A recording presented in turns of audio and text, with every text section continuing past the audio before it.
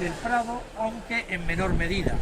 En el Prado está la catedral, que permanece, y está el antiguo casino, que ha tenido otro uso. Después de casino ha sido conservatorio, como sabéis, y actualmente hay una serie de utilizaciones múltiples en este edificio. Y cambió totalmente porque los terrenos aledaños, había una serie de edificios que eran del Marqués de Treviño, y allí se hicieron edificios para personas, para viviendas, se hizo el mercado y se hizo la biblioteca pública, que es un edificio interesante, aunque está muy deteriorado. Es un cadáver mobiliario, del arquitecto Miguel Fisac, que ahora no tiene utilización, no tiene uso, porque, como sabéis, la biblioteca se ha trasladado al parque de Gasset, vamos a decirlo así.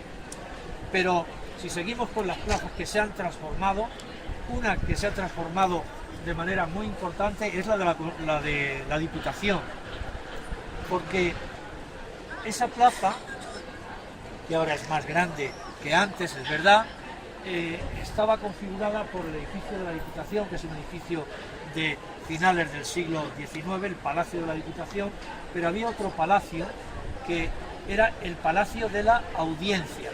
El Palacio de la Audiencia, que también se tiró, y su lugar, mayores lo recordarán, imagino, lo ocupa el edificio de Correos. Donde está ahora el edificio de Correos estaba el Palacio de la Audiencia. También cambió mucho, como cambió la siguiente plaza, que es la que está en el cuartel de Misericordia, la de los soldados, que se decía, y que también varió mucho. Acá en Socorro es la Sí, me voy a dejar muchos edificios. Me voy a dejar muchos edificios porque no podré abarcar todo, y de hecho la selección que hemos realizado Luis Mario y yo para que luego veáis en el Teatro de la Sensación tiene 41 diapositivas. Si la ciudad entera se ha transformado, antes le decía a la prensa que edificios religiosos han desaparecido, edificios civiles tipo garaje Ford, que hablábamos antes, edificios educativos, cines, proyecciones, pero bueno, vamos con los educativos, la Academia General de Enseñanza, que también no la he dicho tampoco aquí, que está en un museo en el solar que ocupaba la Academia General de Enseñanza, cines, como bien decía Mercedes, proyecciones, el Cervantes, es decir, la ciudad entera ha desaparecido. Habría edificios que tenían un uso deficiente, pero seguro se podían haber arreglado, pero siempre se hizo la preferencia por tirar, por arrasar y levantar. No sé, podemos seguir el recorrido, vamos al Prado y ahí comentamos alguna cosilla más. El palacio, que era la casa de Treviño, que ocupaba un buen espacio de terreno en aquella parte de la plaza, y el mercado también se hizo con el terreno del Marqués de Treviño. La Cámara de Comercio también estaba ahí. La Cámara de Comercio estaba ahí. La escuela de comercio. Entonces, digo que se configura con una serie de edificios, y comenzamos con la Academia General de Enseñanza. Esta era, claro, en principio en la ciudad solo hay un instituto, que no sé si sí, podemos pasar por él, que está en la Plaza de los Mercedarios, y esa plaza también ha cambiado radicalmente, porque lo veremos luego en una fotografía. Estaba el jardín del instituto y era prácticamente una selva lo que había. El edificio no se veía con los árboles que existían en la plaza, ¿verdad? Yo no lo conocí, pero una gran verja, efectivamente. Aquí estaba la Academia General de Enseñanza, porque el instituto, el único que había para toda la provincia, desde 1845, desde que lo puso en marcha el general Espartero, no daba abasto para la gente, que no era mucha en aquel momento, que quería estudiar. Y por eso, desde el final del 19, se puso en marcha la Academia General de Enseñanza. Fue alcalde también, su dueño viajó por Europa con José Castillejo. José Castillejo y él recorrieron distintos países de Europa, y Castillejo no le ponía bien, decía que estaba siempre pendiente de otras cosas y las cuestiones culturales no. Pero en cualquier caso, la Academia General de Enseñanza fue un edificio muy importante, una institución muy importante por la que pasaron muchas personas en su formación, vamos a decir primaria y secundaria, y preparación para la universidad, porque en aquel momento, 19, hasta los años 30, la educación, que no solo era pública como hoy, también había privada, pero fundamentalmente era pública, tenía 3 niveles. El nivel primario, que era financiado por los ayuntamientos. Lo que va a hacer es cambiar la situación social en España de manera importante. La educación estaba en manos de la Iglesia, y los liberales lo que hacen es poner no toda, pero gran parte de la educación en manos del Estado en sus distintos niveles. Pero claro, la Revolución Liberal no tiene edificios, y como no tiene edificios, ¿quién tiene edificios? La Iglesia.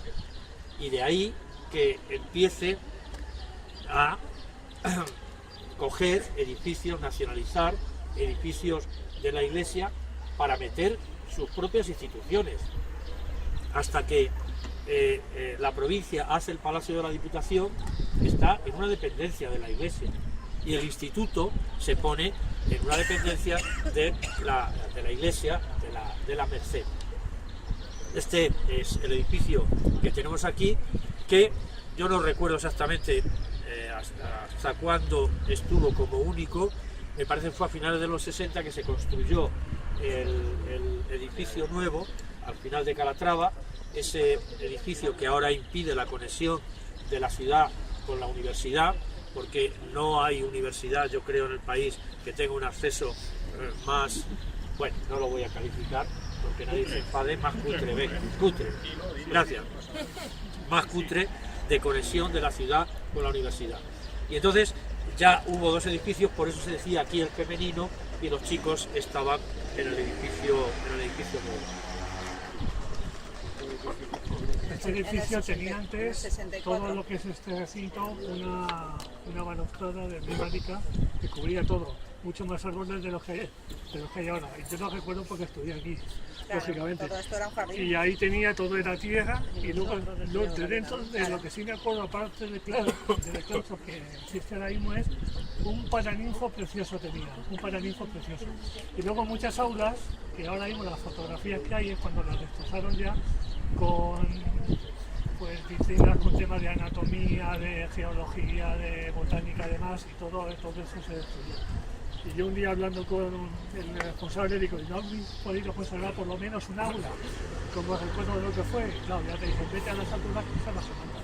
Y lo único que se conserva ahora mismo es la cueva que hay abajo, que se puede pasar, hay un vídeo que se puede ver, y prácticamente es el único gasto, pero ha sido una pena.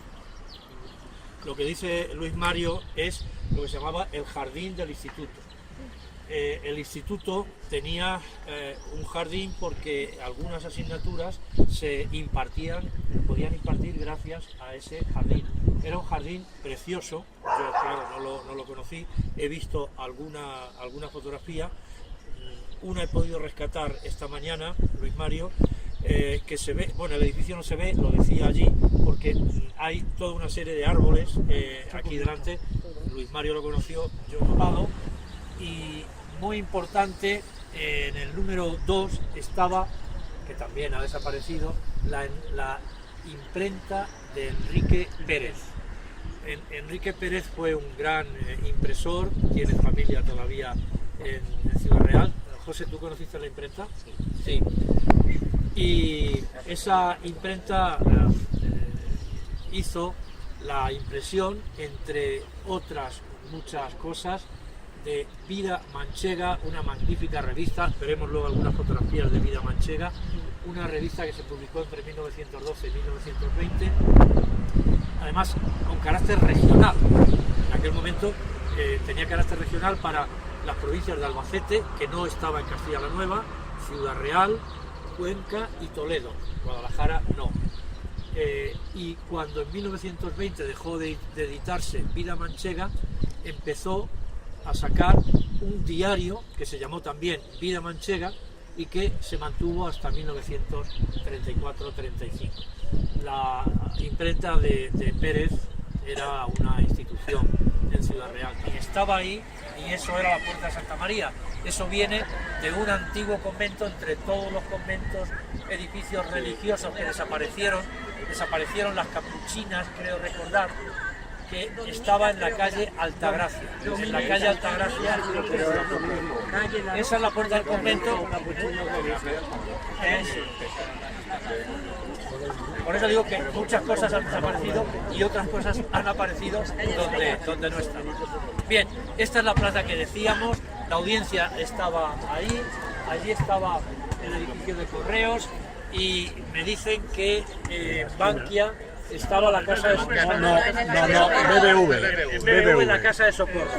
La casa de Socorro, y esto aquí hay una intervención que empieza a finales de los 70, una intervención que va a transformar completamente la plaza. Yo una de las primeras veces que vi a Ciudad Real la conocí con coches aparcados aquí, con restos del edificio de la audiencia, pero luego siguió haciéndose toda una serie de intervenciones hasta que quedó la plaza. Pero bueno, aquí en Tropiquera